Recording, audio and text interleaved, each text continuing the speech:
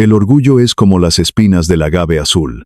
Crecen en silencio, afiladas y duras, protegiendo el corazón de la planta, pero terminan haciendo sangrar a quien se atreve a abrazarlas con demasiada fuerza.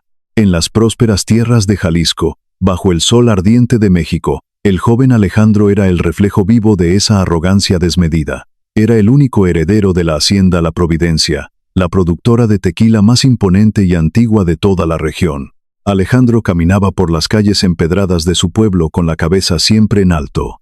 Su andar firme y su mirada fría exigían sumisión. Había sido criado bajo la falsa creencia de que el dinero de su familia, su apellido ilustre y la inmensa extensión de sus tierras lo hacían superior a cualquier dolor humano. Para él, el mundo no estaba compuesto por personas con historias y sentimientos, sino por posesiones, alianzas de negocios y sirvientes.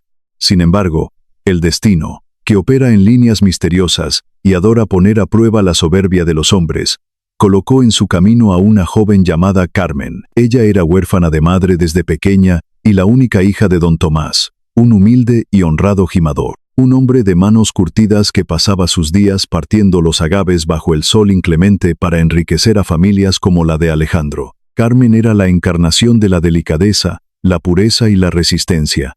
No poseía joyas importadas ni vestidos de seda que arrastraran por los salones de la alta sociedad de Guadalajara. No tenía un apellido de peso que abriera las pesadas puertas de los clubes privados. La verdadera riqueza de Carmen residía en la dulzura genuina de su sonrisa, en la profundidad de sus ojos negros y en la dignidad inquebrantable con la que enfrentaba su vida sencilla, contra todas las expectativas de la aristocracia local, que diseñaba los matrimonios como si fueran fusiones corporativas. Alejandro se enamoró perdidamente de ella durante la fiesta del fin de la cosecha. Durante meses, desafió las miradas de desprecio de sus amigos acomodados. Visitó la humilde casa de adobe de la joven, y bajo el cielo estrellado del campo, le juró un amor eterno que rompería cualquier barrera social. La boda se programó para finales de la primavera. La ceremonia se llevaría a cabo en la parroquia principal del pueblo, un recinto de piedra que fue decorado con flores silvestres, las mismas que Carmen había recolectado con sus propias manos al amanecer. El día de la ceremonia, el aire dentro del templo parecía cargado de una tensión asfixiante. La iglesia estaba abarrotada como pocas veces se había visto. De un lado del pasillo central se sentaban los dueños de las grandes haciendas, los empresarios y las damas de la alta sociedad, luciendo sus mejores trajes y joyas relucientes. No estaban allí por afecto, sino para presenciar lo que llamaban a sus espaldas, el capricho pasajero del heredero de la Providencia. Del otro lado del pasillo, se acomodaban los trabajadores del campo, los gimadores y los artesanos del pueblo. Para ellos, Carmen era un símbolo de esperanza, la prueba viviente de que la bondad y la virtud podían triunfar sobre las crueles divisiones de clase. Carmen entró al templo radiante, caminando sobre la vieja alfombra. Llevaba un vestido de novia humilde, cosido a mano por ella misma durante largas madrugadas, utilizando la tela de algodón más barata que su padre pudo comprar con los ahorros de todo un año de sudor. Sus ojos brillaban con una inocencia conmovedora, y lágrimas de pura felicidad rodaban por sus mejillas al ver a Alejandro esperándola en el altar, impecable en su traje a la medida. Pero lo que debía ser el inicio de una nueva vida, se transformó en el escenario de la más cruel humillación pública. A medida que Carmen se acercaba al altar, los susurros venenosos de la élite comenzaron a elevarse. Frases como «mira la calidad de esa tela» y «parece una sirvienta de nuestra cocina» flotaban en el aire, contaminando la atmósfera sagrada del lugar. Alejandro, escuchando las burlas de sus amigos de la infancia y sintiendo la mirada de desaprobación de sus futuros socios, dejó que el veneno del orgullo le subiera a la cabeza. El pánico a perder el respeto de sus iguales, el miedo a ver su estatus manchado por casarse con la hija de un jornalero, pesó más que cada promesa de amor que había hecho en la soledad del campo. Cuando el viejo sacerdote pronunció las palabras sagradas y le preguntó a Alejandro si aceptaba a Carmen como su legítima esposa, el silencio que invadió la iglesia fue tan denso que casi dolía respirar. Alejandro apartó la vista de los ojos ilusionados de Carmen, miró el vestido sencillo de la joven, los zapatos gastados que se asomaban bajo la tela. Miró las manos callosas y temblorosas de don Tomás en la primera fila. Y finalmente, miró a la multitud de aristócratas que esperaba ansiosa el desenlace. La vanidad y la cobardía ganaron la batalla. No. La palabra salió de los labios de Alejandro de forma seca. El sonido rebotó con una claridad aterradora contra las frías paredes de piedra. Carmen dio un paso atrás. Su sonrisa se congeló, y la palidez cubrió su rostro en un instante. Parpadeó varias veces, con el corazón latiendo como un pájaro atrapado, creyendo que había escuchado mal. «Alejandro, ¿qué estás diciendo?», susurró ella, con la voz quebrada, casi desapareciendo en la inmensidad del templo. «Dije que no puedo y no voy a casarme contigo, Carmen», declaró Alejandro en voz alta, girándose hacia los invitados. Su tono adoptó una arrogancia defensiva, un escudo para ocultar su propia miseria moral. «Un hombre de mi posición, destinado a dirigir el mayor imperio tequilero de Jalisco, necesita una esposa que aporte estatus, alianzas y capital. No puedo manchar el nombre de mi familia, uniéndome a una muchacha del campo que no tiene nada. Cometí un error al dejarme llevar por un impulso. Esta boda queda cancelada en este momento». Un murmullo de asombro y burla rompió el silencio. Las damas de sociedad se cubrieron las bocas con sus abanicos para ocultar sus sonrisas de victoria, mientras los amigos de Alejandro intercambiaban miradas de alivio. En la fila de los humildes, la indignación estalló. Don Tomás, un hombre mayor y cansado, dio un paso al frente con los puños cerrados y los ojos llenos de lágrimas. Sentía un dolor que ningún padre debería soportar, y estaba dispuesto a defender el honor de su hija contra aquel joven poderoso. Pero fue la propia Carmen quien, demostrando una fortaleza extraordinaria, detuvo a su padre tomándolo del brazo. Aunque las lágrimas quemaban sus ojos y el mundo entero parecía derrumbarse bajo sus pies, levantó la barbilla. No suplicó, no gritó, no se humilló ante aquellos que la juzgaban por su pobreza. Con la espalda recta, recogió su velo sencillo.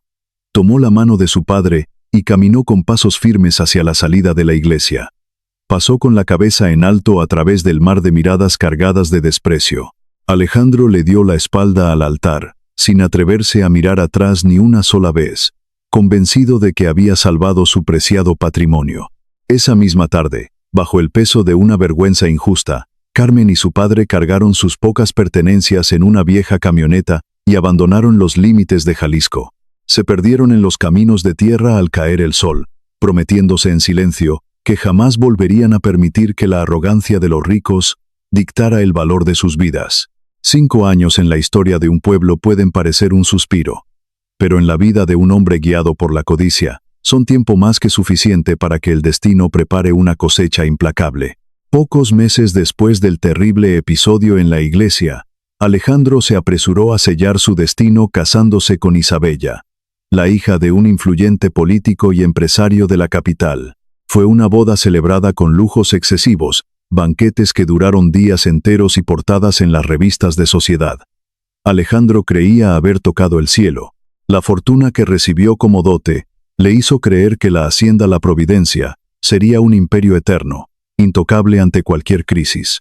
Caminaba por los campos de agave con el doble de soberbia, seguro de que su decisión cruel de abandonar a la novia pobre había sido la mejor jugada financiera de su vida. Pero la riqueza que se construye sobre las lágrimas ajenas siempre tiene cimientos de arena. Isabella no tenía ninguna conexión con la tierra, ni respeto por el trabajo duro. Criada en los lujos superficiales, exigía que la hacienda pasara por remodelaciones constantes para albergar fiestas extravagantes, viajes a Europa y cenas para la élite más decadente del país.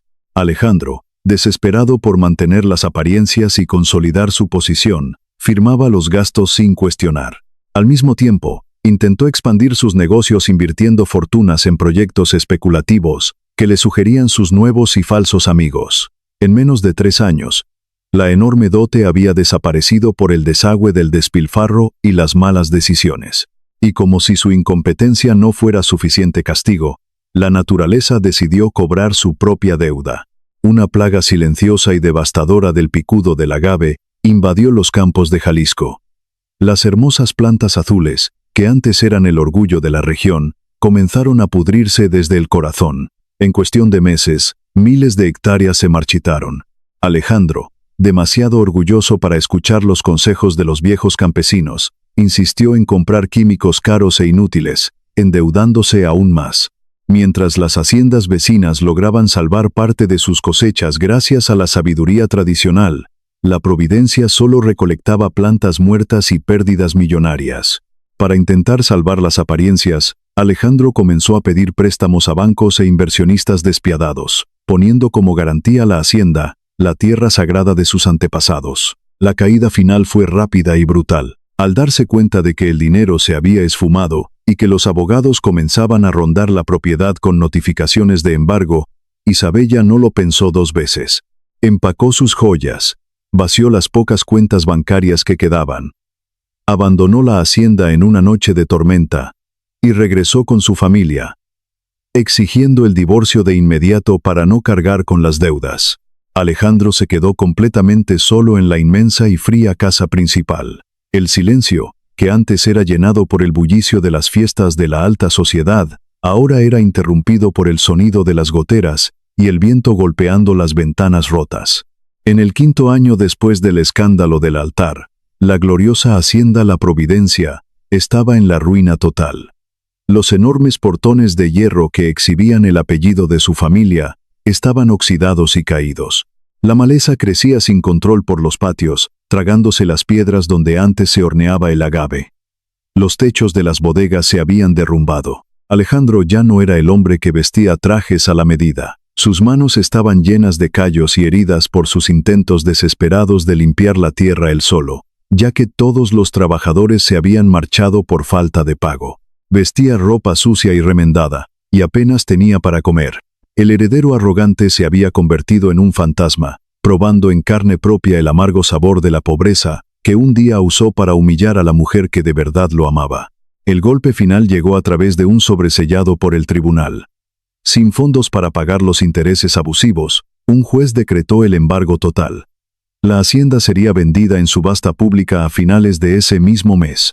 Si nadie compraba la deuda, Alejandro sería desalojado por la fuerza, quedándose únicamente con la ropa que llevaba puesta, y un apellido que ahora solo significaba fracaso. El día fijado para el desalojo, el sol salió con furia, iluminando la decadencia del lugar. Alejandro se sentó en los escalones de madera de la entrada principal, con los codos apoyados en las rodillas y el rostro oculto entre las manos. No había tenido el valor de ir a la ciudad para ver cómo vendían la historia de su familia.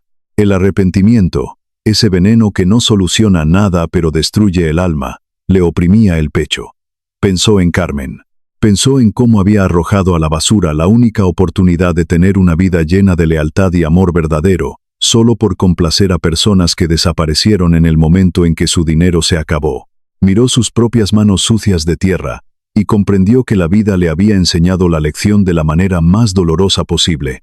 El mediodía se acercaba. Alejandro mantenía los ojos fijos en el largo camino de tierra, esperando la llegada inevitable de los oficiales de justicia y del nuevo dueño que lo echaría a la calle.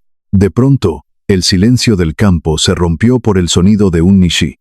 Sishi.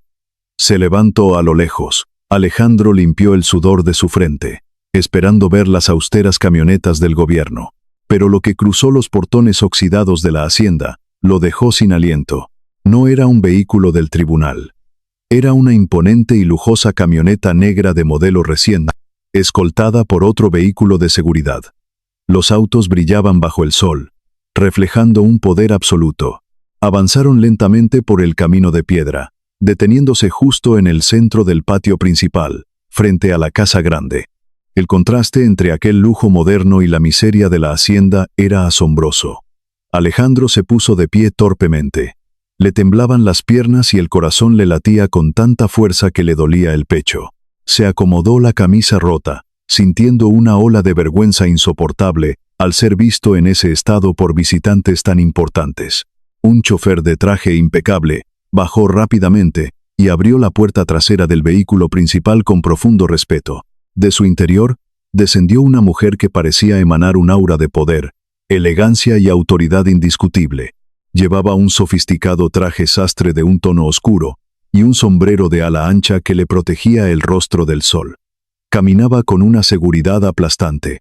Su postura era firme, y en sus manos llevaba unos sencillos guantes de cuero fino y un bolso de diseñador. Cuando levantó el rostro para mirar la fachada en ruinas de la casa, el suelo pareció desaparecer bajo los pies de Alejandro por segunda vez en su vida. Era Carmen, la misma Carmen a la que él había abandonado con el corazón roto y un vestido de algodón barato frente al altar. En los 5 años que estuvo lejos de Jalisco, el destino había obrado un milagro monumental. Su padre, trabajando en las áridas tierras del norte, en Zacatecas, había descubierto por pura casualidad una de las vetas de plata y minerales más ricas de la década.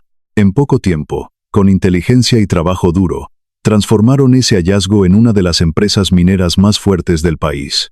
Carmen no había regresado buscando venganza. Había regresado con la fuerza silenciosa de la justicia, que el tiempo siempre se encarga de aplicar. Ella caminó lentamente por el patio, sus tacones resonando sobre la piedra cubierta de polvo.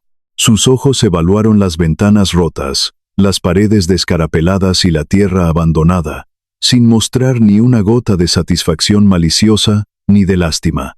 Se detuvo a unos metros de la entrada, marcando con una precisión milimétrica el abismo social, económico y moral, que ahora la separaba del hombre que un día se creyó superior a ella.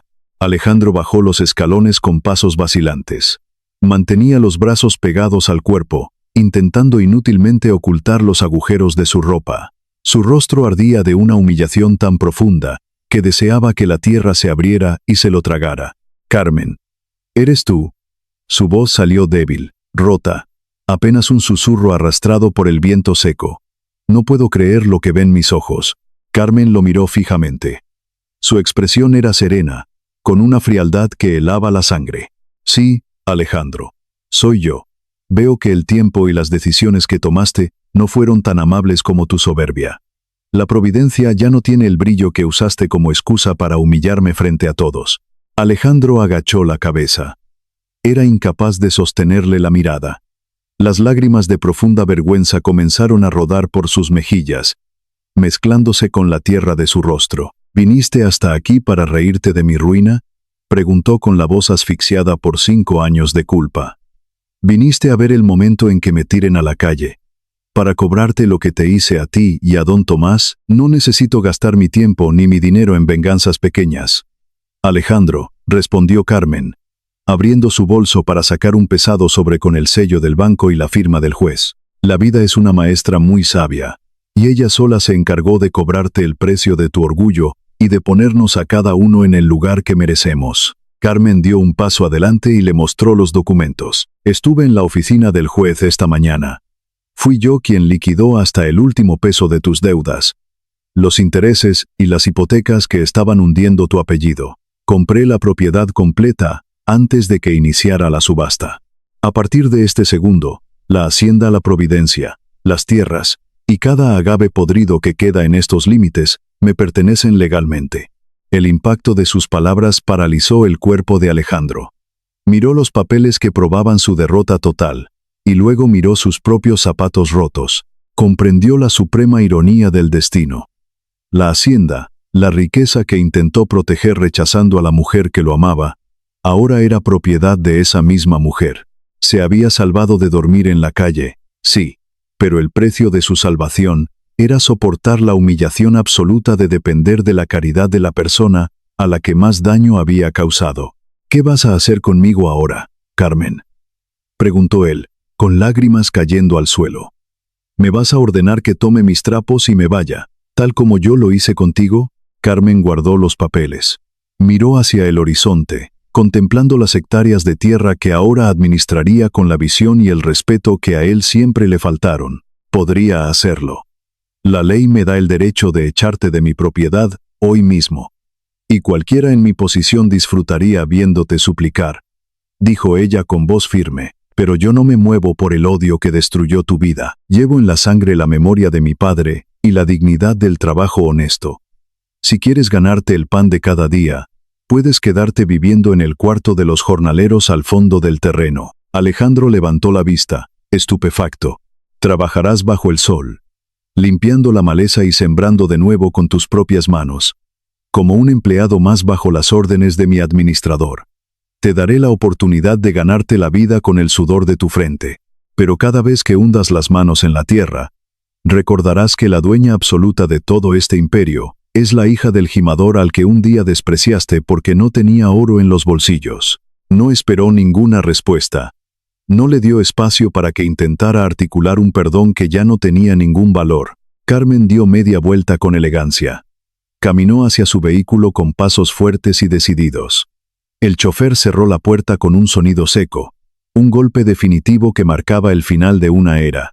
Los motores rugieron, levantando una nube de polvo mientras los autos se alejaban hacia el edificio de la administración. Alejandro se quedó solo y de pie en el patio de tierra, llorando en silencio, mirando hacia la inmensidad de su pérdida. Sabía que no le quedaba más remedio que caminar hacia los cuartos traseros, buscar una herramienta pesada y comenzar a trabajar su propia tierra, ahora como un simple peón.